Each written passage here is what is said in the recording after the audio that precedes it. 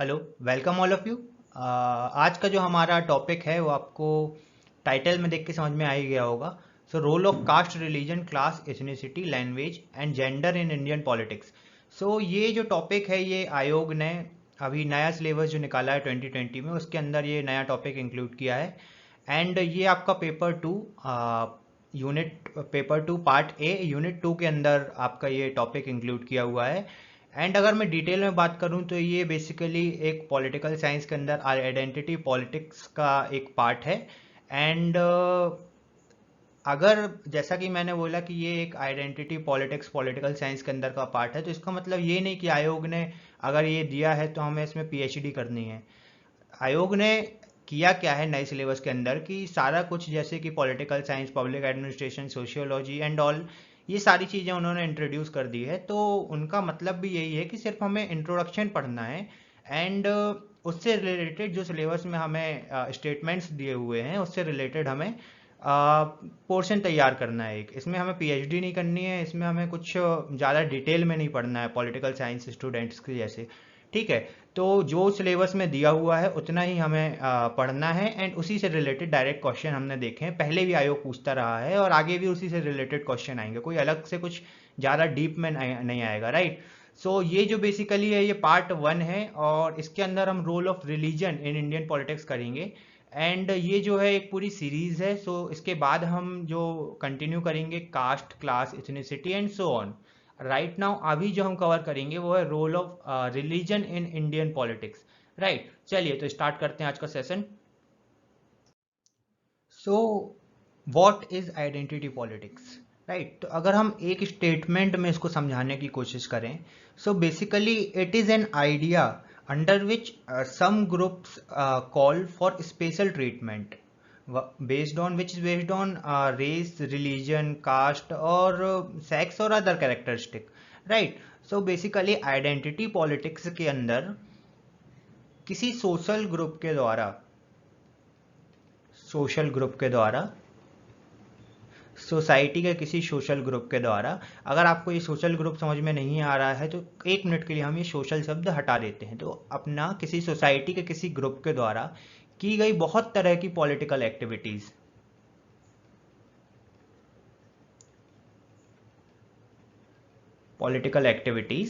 को हम बोलते हैं आइडेंटिटी पॉलिटिक्स। और ये सोशल ग्रुप फॉर्म कैसे होते हैं? तो shared experience of injustice, right.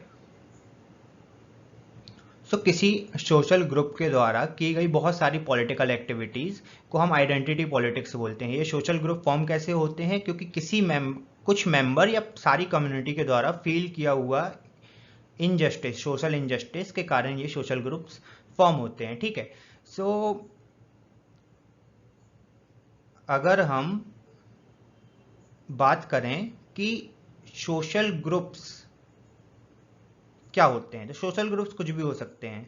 Social group किस में बेस हो सकते हैं? कास्ट बेस हो सकते हैं, सेक्स बेस हो सकते हैं एंड ऑल, राइट।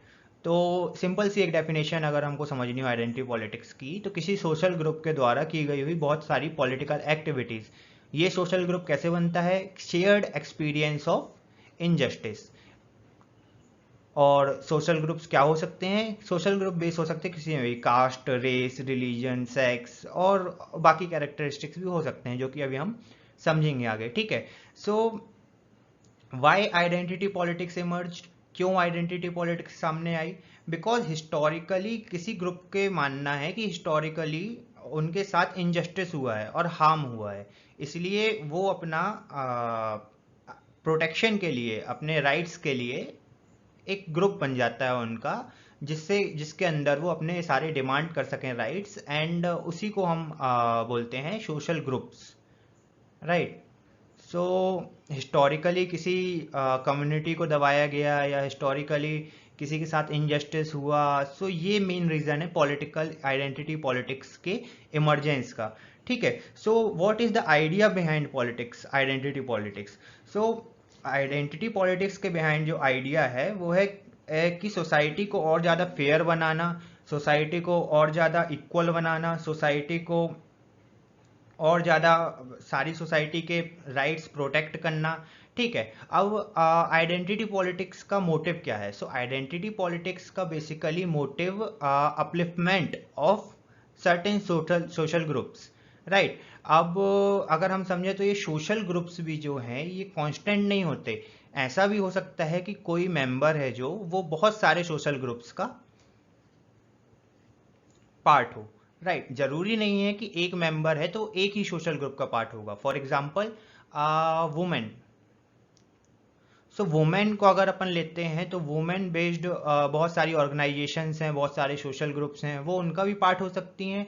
एंड अगर वुमेन किसी हिस्टोरिकली कोई कास्ट से बिलोंग करते हैं जिनको कि दबाया गया है या फिर हिस्टोरिकली उनके राइट्स नहीं प्रोवाइड किए गए, तो वो दूसरे ग्रुप से भी ताल्लुक रख सकते हैं, हमें बोलना चाहिए, राइट। सो कुछ लोगों का मानना है कि आइडेंटिटी पॉलिटिक्स में जो करेक्टनेस है गवर्नमेंट की तरफ से वो बहुत आगे जा चुकी है, एंड जितनी ज़रूरत नहीं थी उससे भी ज़्यादा हो चुका है। जैसे कि अगर हम अच्छा एग्जांपल लेते हैं तो रिजर्वेशन का, रिजर्वेशन कॉन्स्टिट्यूशन में आया। सो बेसिकली वो हर बार बढ़ता गया बढ़ता गया बढ़ता गया। बट कुछ कम्युनिटीज़ हैं जिनका मानना है कि रिजर्वेशन अब पॉलिटिक्स की वजह से आगे बढ़ रहा है, जो कि राइट नहीं है, हम समझेंगे आगे जाके। लेकिन बेसिकली आइडेंटिटी पॉलिटिक्स का जो मोटिव है वो पॉजिटिव भी हो सकता है, नेगेटिव भी। पॉजिटिव किस बेसिस में? ये कुछ गलत बात नहीं है कि अपनी कम्युनिटी या अपने जो हम ग्रुप से बिलोंग करते हैं उसको आगे बढ़ाना है, इसमें कुछ गलत नहीं है। बट गलत तब होता है जब हम अपनी आइडेंटिटी को, अपने ग्रुप को आगे बढ़ाने के लिए, अपलिफ्टमेंट के लिए दूसरी ग्रुप के राइट्स के साथ उनको दबाने के लग जाते हैं, राइट। किसी एक का राइज दूसरे के लिए अगर खतरा हो रहा है तो तब वहाँ दिक्कत आती है, वो होता है नेगेटिव कॉन्सेप्ट। ठीक है, ये हम बहुत अच्छे से समझेंगे आगे कम्युनलिज्म में, इंडिया में जो कम्युनलिज्म है, राइट। सो अगर हम आइडेंटिटी पॉलिटिक्स की बात करें इंडिया में, तो बेसिकली आइडेंटिटी पॉलिटिक्स इंडिया में प्रोमिनेंट सब्जेक्ट हुआ कुछ दशक पहले। इंडिया में हमने आज़ादी तो मिली, हमने कॉन्स्टिट्यूशन तो बनाया इक्वल, बट ये डिनाई नहीं कर सकते हम फैक्ट कि आज भी इंडिया में कास्ट बेस पॉलिटिक्स होती है, बिल्कुल होती है। एंड सारा चीज़ें प्रोमिनेंट एक पार्ट है इनका इंडिया में, ये हम इससे डिनाई नहीं कर सकते, राइट। सो आइडेंटिटी पॉलिटिक्स हमने सब समझा, बट अब क्या आइडेंटिटी पॉलिटिक्स कभी ख़त्म हो सकती है? नहीं, identity politics is supposed to be there in our society, right. तो वे फॉरवर्ड क्या है हमारे पास?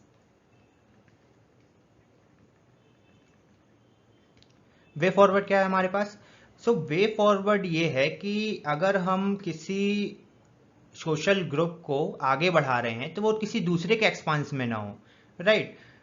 जैसे कि अगर हम वुमेन इंटरेस्ट को सपोर्ट कर रहे हैं तो इसका मतलब ये नहीं कि हम मैन इंटरेस्ट को अंडरमाइन कर देंगे।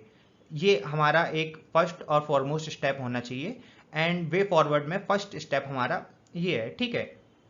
क्योंकि यहाँ क्वेश्चन ये नहीं कि आइडेंटिटी पॉलिटिक्स रहेगी या नहीं रहेगी, बट क्वेश्चन ये है कि किस फॉर्म में रहेगी।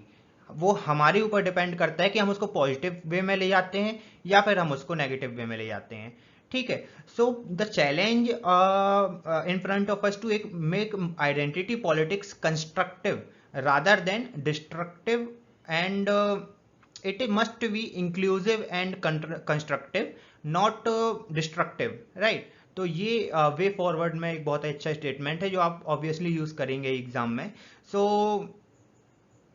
The challenge is to make identity politics constructive and inclusive rather than destructive, ये हमारा हो गया वे फॉरवर्ड में, राइट। चलिए आगे बढ़ते हैं। चलिए, तो अगर हम इंडिया में बात करते हैं आइडेंटिटी पॉलिटिक्स की, सो जो हमारे सिलेबस में मेंशन है वो ये नीचे दिए हुए सारे पॉइंट्स मेंशन है। जैसे कि रिलीजन एक आइडेंटिटी हो गई, एंड अगर इसका यूज़ होता है पॉलिटिक्स में, so role of religion in Indian politics, ये हम आज अच्छे से समझेंगे। एंड देन इसके बाद जो सारा दिया हुआ है, role of caste in Indian politics, role of class in Indian politics, ethnicity in Indian politics, language in Indian politics, and gender in Indian politics, ये सारा हमारे सिलेबस में है, एंड एक्सेट्रा बहुत सारे सोशल ग्रुप्स हो सकते हैं, राइट। सो बट हमारे सिलेबस में मेंशन इतना ही है, तो हम इतना ही अच्छे से कवर करेंगे, इससे रिलेटेड सारे टर्म्स कवर करेंगे। आज जो हमारा टॉपिक होगा वो role of religion in Indian politics होगा, राइट। और ये सारा हम आने वाले टाइम में कवर करेंगे, ठीक है। तो चलिए आगे बढ़ते हैं। सो अगर हम बात करें रिलीजन और पॉलिटिक्स के बीच कनेक्शन की, सो रिलीजन और पॉलिटिक्स हमेशा से एक साथ ही रहे हैं। ऐसा अभी ये नहीं है कि प्रेजेंट टाइम में रिलीजन और पॉलिटिक्स, रिलीजन के ऊपर पॉलिटिक्स होती है, रिलीजन और पॉलिटिक्स इंटरलिंक है। ये हमेशा से साथ में रहे हैं, चाहे वेस्टर्न वर्ल्ड हो चाहे इंडियन सोसाइटी हो। दोनों में जो रिलीजन और पॉलिटिक्स इंटरलिंक रहा है दोनों के बीच में। अगर हम वेस्टर्न वर्ल्ड में बात करें तो रोल ऑफ चर्च हिस्टोरिकली हमने मालूम ही है कितना बड़ा रोल है वेस्टर्न पॉलिटिक्स में, रोल ऑफ चर्च का।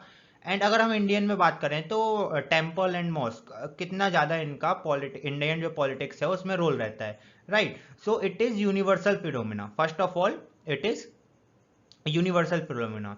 एंड कम्युनिज्म अगर अपन बात करें तो कम्युनलिज्म बेसिकली इसका मतलब होता है कि सबसे पहले तो आप ये समझिए, जिस शब्द के आगे भी ISM लगा तो मतलब उसका मतलब होता है एक आइडियोलॉजी, राइट। सो कम्युनलिज्म बेसिकली एक पॉलिटिकल आइडियोलॉजी है। एंड जिसके बेसिस में पॉलिटिकल डेमोक्रेसी में अगर बात करें तो पॉलिटिक्स के बेसिस में अगर अपन पॉलिटिकल पॉइंट ऑफ व्यू से देखें तो इसके बेसिस में मोबिलाइज होते हैं वोट्स, राइट। और कम्युनलिज्म का बेसिकली जो असली मतलब होता है वो होता है strong attachment to our community, right. So इसमें कुछ बुरा नहीं है कि स्ट्रॉन्ग अटैचमेंट अगर हमारा कम्युनिटी है, इसे इसमें कुछ बुरा नहीं है, राइट। बट प्रॉब्लम कहाँ चालू होती है, अभी हमने आइडेंटिटी पॉलिटिक्स में भी वही समझा कि अगर हमारा अपनी कम्युनिटीज़ को बढ़ाने के लिए स्ट्रॉन्ग अटैचमेंट है, हम उसके लिए काम कर रहे हैं, तो इसमें कुछ बुरा नहीं है। बट अगर हम ये काम कर रहे हैं और इसकी वजह से किसी दूसरी कम्युनिटी को नुकसान हो रहा है, तो वहाँ पे आता है ये नेगेटिव टर्म।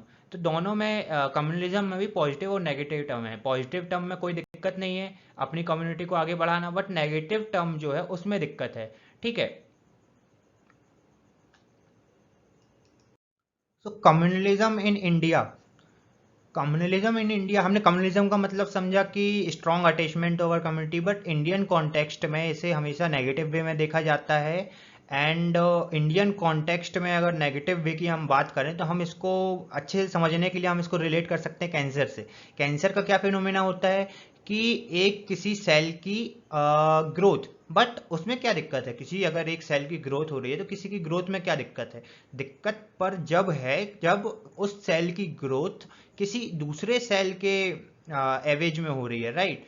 सो जब तक कोई दिक्कत नहीं है, जब तक किसी आपका मतलब कम्युनिटी आप डेवलप कर रहे हो, आगे बढ़ा रहे हो, तब तक कोई दिक्कत नहीं है। बट अगर उसकी वजह से दूसरी कम्युनिटी को डाउन हो रही है, दिक्कत हो रही है, तब वो एक नेगेटिव कॉन्सेप्ट है। और सेम कॉन्सेप्ट हमारा कैंसर में हमने समझा कि सेम यूज होता है। हम बोल सकते हैं कि negative concept of communalism in India is just like a cancer for India, right. So third जो हमारा पॉइंट है वो है evolution of communal politics in India. So हम इसको तीन पार्ट में समझेंगे। First part before arrival of British, second part during British era, and third part after independence, right. So अगर हम बात करें कि before arrival of British, so before arrival of British, जब ब्रिटिशर्स नहीं आए थे तो there was no communal violence in Indian subcontinent, right. हाँ, छोटे मोटे कॉन्फ्लिक्ट्स होते रहते थे, बट बहुत सारे फेथ के पीपल, डिफरेंट फेथ के पीपल पीसफुली एक दूसरे के साथ रहते थे, पीसफुली दोनों को एग्जिस्ट करते थे, राइट। और अगर हम हिस्टोरिकली बात करें तो बुद्धा, गौतम बुद्ध फर्स्ट पर्सन थे जो कि कॉन्सेप्ट ऑफ सेकुलरिज्म जिन्होंने लाया था, ठीक है। और अलग अलग डिफरेंट आइडियोलॉजी के लोग एक साथ रहते थे ब्रिटिशर्स के आने से पहले तक। हमने देखा है कि अकबर के टाइम में एंड शेरशाह सूरी के टाइम में अलग अलग डिफरेंट डिफरेंट रिलीजन के लोग टॉप पोस्ट में रहते थे एंड पीसफुली रहते थे, राइट। और अगर अब हम आते हैं ब्रिटिश एरा, ब्रिटिशर्स के आने के बाद। सो बेसिकली ब्रिटिशर्स की जो डिवाइड एंड रूल पॉलिसी थी,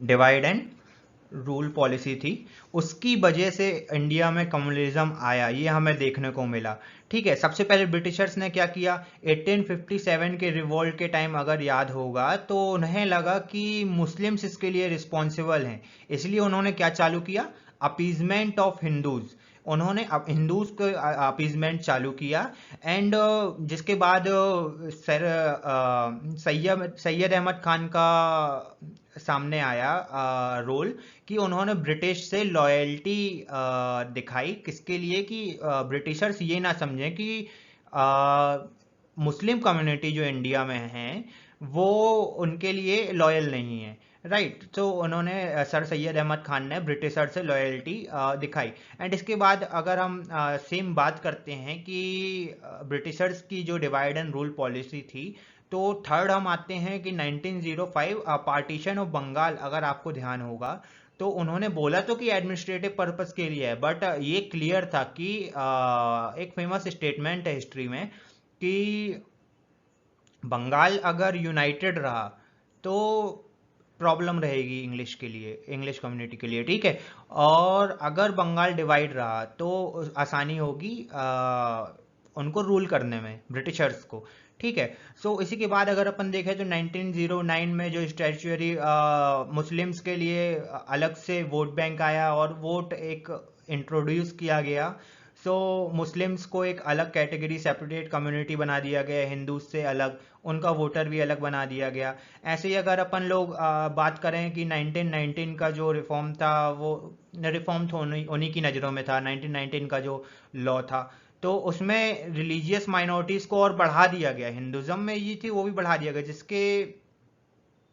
जिसके बाद सावरकर के तरफ से जो रिएक्शन आया तो उन्होंने हिंदू महासभा बना ली। तो ऐसे कर करके धीरे धीरे कम्युनलिज्म हिंदू इंडियन सोसाइटी में आता गया, राइट। और 1923 में अगर अपन उसी की बात करें तो सावरकर की जो theory of Hindutva I, right. और इसी सब के चलते धीरे धीरे इंडिया में कम्युनलिज्म बढ़ा और फाइनली जो पार्टीशन हुआ वो इसी सब की देन था। कम्युनलिज्म जो ब्रिटिश ने जो डिवाइड एंड रूल पॉलिसी खेली, वो इसी की वजह से हमें 1947 में पार्टीशन देखने को मिला इंडियन सब कॉन्टिनेंट में, जो कि बहुत पेनफुल था दोनों कंट्रीज के लिए, और अब बोले तो हम तीनों कंट्रीज के लिए बहुत पेनफुल था, राइट।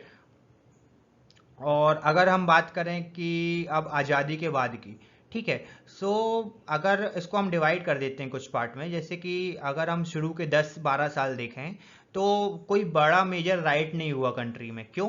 क्योंकि उस समय नेहरू की जो पोजीशन थी वो डोमिनेंट पोजीशन थी और कोई उसको चैलेंज करने वाला नहीं था, कांग्रेस के अगेंस्ट खड़े होने वाला कोई भी ऐसा ग्रुप नहीं था। इसलिए और दूसरी वजह रही कि उस टाइम पे गवर्नमेंट ने कम्युनल जो ऑर्गेनाइजेशंस थी उनमें बैन लगा दिया था। तो 1960 तक बात करें तो कोई भी ऐसा बड़ा हमें कम्युनल राइट देखने को नहीं मिलता है।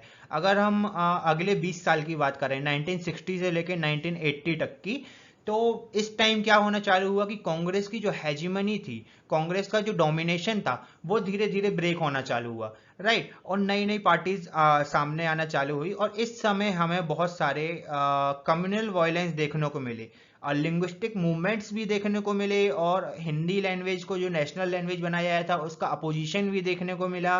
एंड जो मध्य प्रदेश के लिए इम्पोर्टेंट है, वो सबसे पहले जबलपुर में जो कम्युनल वायलेंस देखने को मिला 60s में, ठीक है। तो ये उस समय अगले 20 साल में देखने को मिला।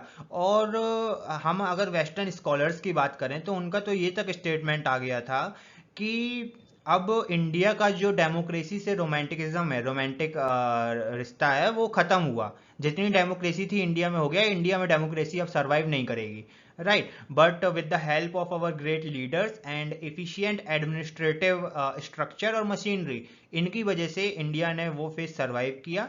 और अगर हम 1970 से 80s तक देखें तो इस समय क्या हुआ कि पॉलिटिक्स में रिलीजन का जो रोल है वो बहुत बढ़ा, राइट। बहुत ज़्यादा अच्छे से मतलब पॉलिटिकल पार्टीज रिलीजन को as a political tool use करने लगे। और ये वजह बना इंडिया में आफ्टर इंडिपेंडेंस कम्युनल जो वॉयलेंस था उसको बढ़ाने के लिए, ठीक है। सो जब कांग्रेस का जब कांग्रेस पार्टी टूटी तो कांग्रेस के पास और कोई रास्ता नहीं था, मतलब कि उनको रिलीजन यूज करना ही पड़ा एज अ आइडियोलॉजी और पॉलिटिकल मेथड।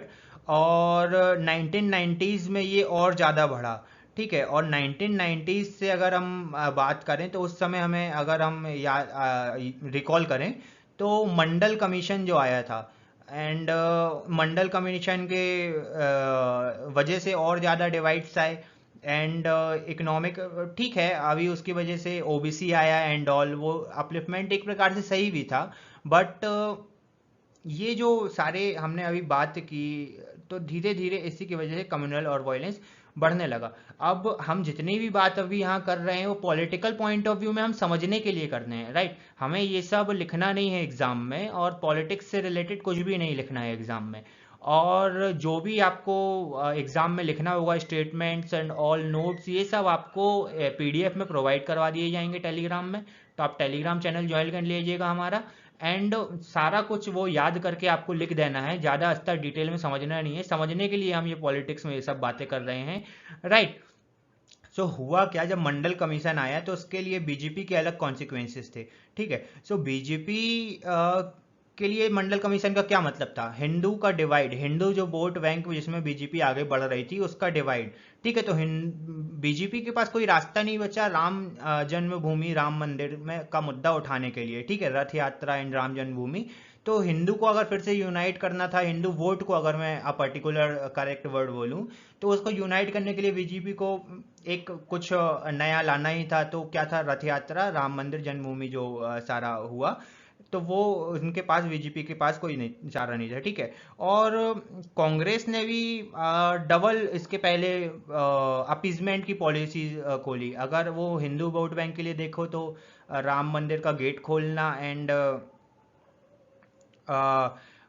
जो सुप्रीम कोर्ट का जजमेंट था शाह बानो का, मुस्लिम कम्युनिटी के देख रहे हैं, तो उसको रिवर्स करना पार्लियामेंट के द्वारा और कांग्रेस के द्वारा।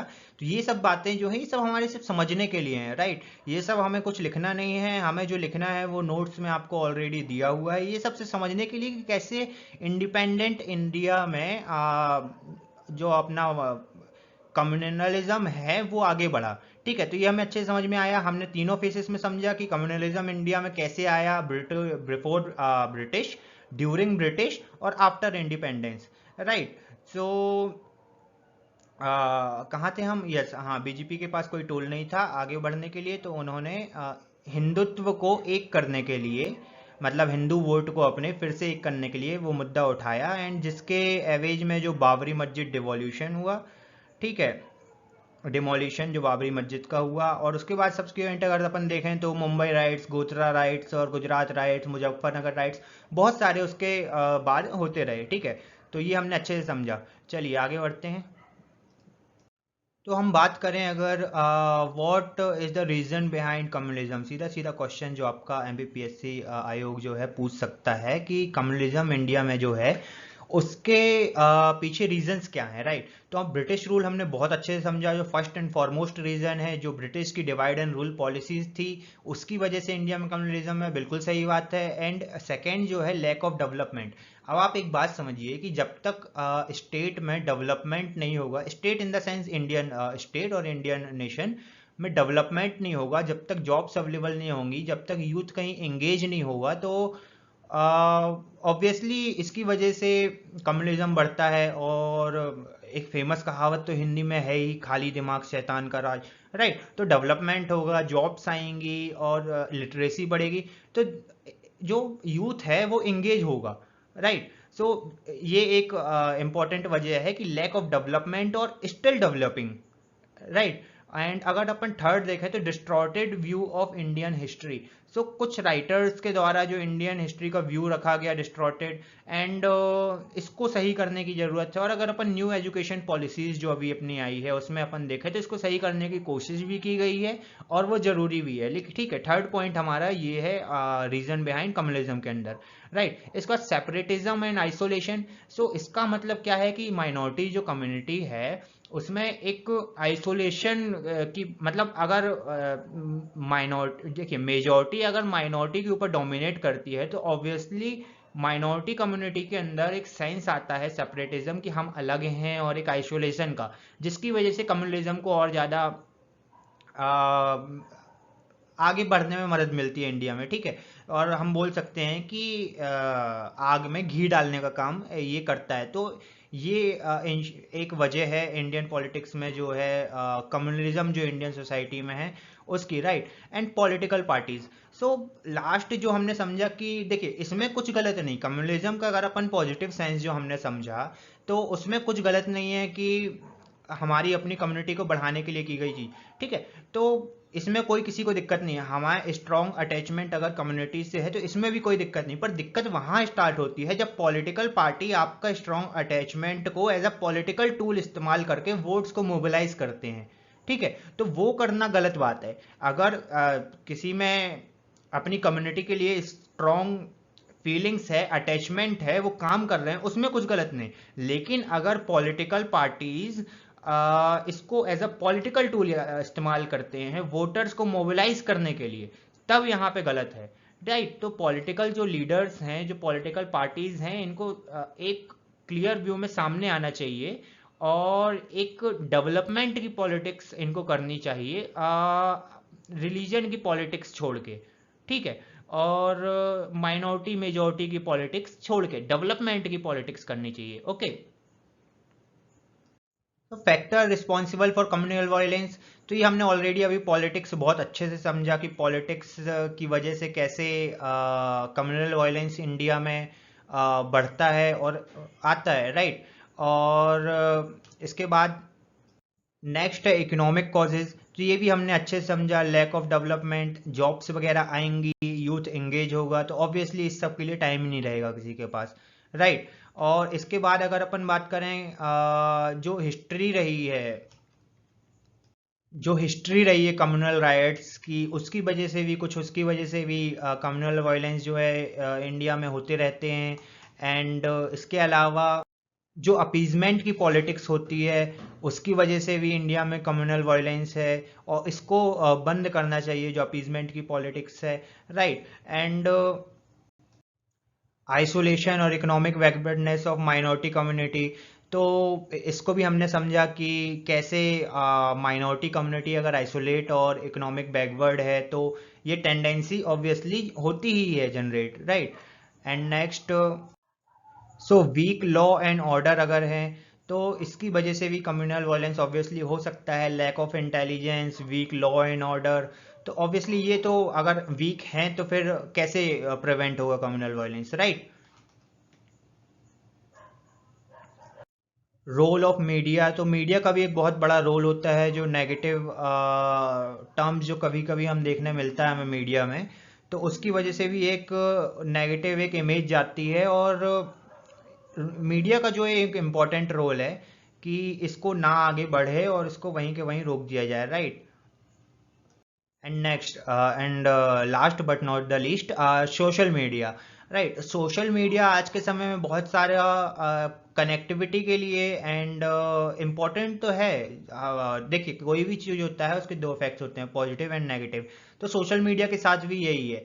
तो बेसिकली और लॉ एंड रूल्स रेगुलेशन की ज़रूरत है जो कि सोशल मीडिया में लगाम लगा सके। अभी क्या है, कोई कहीं से भी पोस्ट कर देता है, एंड कोई भी व्हाट्सएप ग्रुप में किसी कम्युनल वायलेंस में डिस्ट्रॉटेड इमेज अगर डाल दी गई और डिस्ट्रॉटेड व्यू उसका वहाँ पे लिख दिया गया तो इससे ऑब्वियसली सेंटिमेंट्स भड़कते हैं और जिससे कम्युनल वायलेंस होने की आशंका ज़्यादा रहती है। तो इसमें भी एक ध्यान देने की ज़रूरत है, ये भी एक फैक्टर है जो कि रिस्पॉन्सिबल है कम्युनल वायलेंस के लिए। सो लास्ट अगर अपन बात करें कि measures to deal with communalism, तो जो सब हमने प्रॉब्लम समझी जिसकी वजह से कम्युनलिज्म है, अगर हम उसी में सुधार कर दें तो वही हमारे लिए मेजर्स हो गए, राइट। अगर हम पॉलिटिक्स की बात करें तो पॉलिटिकल पार्टीज और जो हमारे नेशनल लीडर्स हैं वो आपस में डिसाइड कर लें कि जो पॉलिटिक्स होगी वो डेवलपमेंट के बेसिस में होगी, ना कि रिलीजन और कम्युनलिज्म के बेसिस में, ठीक है। और इकोनॉमिक कॉसेज हमने बात करी कि इकोनॉमिक डेवलपमेंट हमें बढ़ाना होगा, and politics of appeasement, history of communal riots, ये सब हमें रोकना होगा। एंड आइसोलेशन बैकवर्ड जो माइनॉरिटी कम्युनिटी है उनके लिए कुछ स्पेशल स्कीम्स जिससे कि इकोनॉमिक बैकवर्डनेस जाए और आइसोलेशन से उनका ख़त्म हो और वे एक नेशनल स्ट्रीम से जुड़ सकें, राइट। तो ये हमें एक देखना होगा। वीक लॉ एंड ऑर्डर को हमें सुधारने के लिए अपने जो लॉज हैं उसमें जो ज़रूरी चेंजेस हैं उसमें वो करना होगा। And role of media, media का भी एक इम्पॉर्टेंट रोल होता है डेमोक्रेसी में, कि जो नेगेटिव बात है या जो नेगेटिव फीलिंग है उसको आगे ना बढ़ने दिया जाए, ठीक है। कभी कभी हमें देखने को मिलता है कि मीडिया के थ्रू भी नेगेटिव बातें जो है वो आगे बढ़ जाती हैं, जिसकी वजह से और दिक्कत हो जाती है, ठीक है।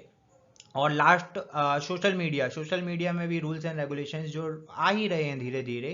एंड अभी रिसेंटली हमने देखा कि जो लॉज आ रहे हैं वो इम्पोर्टेंट हैं, राइट, सोशल मीडिया के लिए भी, राइट। ओके, सो ये हमारा रहा role of religion in Indian politics. इसके बाद हम जो नेक्स्ट क्लास में देखेंगे वो देखेंगे role of caste class in Indian politics. वो नेक्स्ट वीडियो में अपलोड होगा बहुत जल्दी ही, और आप ये जानने के लिए आप सब्सक्राइब कर लीजिए चैनल को। एंड इसके अलावा जो अगर आपको एमपीपीएससी की आप तैयारी कर रहे हैं तो टारगेट बैच जो है ओजस एमपीपीएससी आयोक्सी एजुकेशन का, वो शुरू हो गया, आप वो ज्वाइन कर सकते हैं। हमारा ऐप डाउनलोड कर लीजिए, एंड डिस्क्रिप्शन में आपको डिटेल दी हुई है, वहाँ से आप सारा कुछ देख सकते हैं, राइट। तो चलिए फिर जल्दी मिलते हैं हमारे new topic role of caste class in Indian politics के साथ, राइट।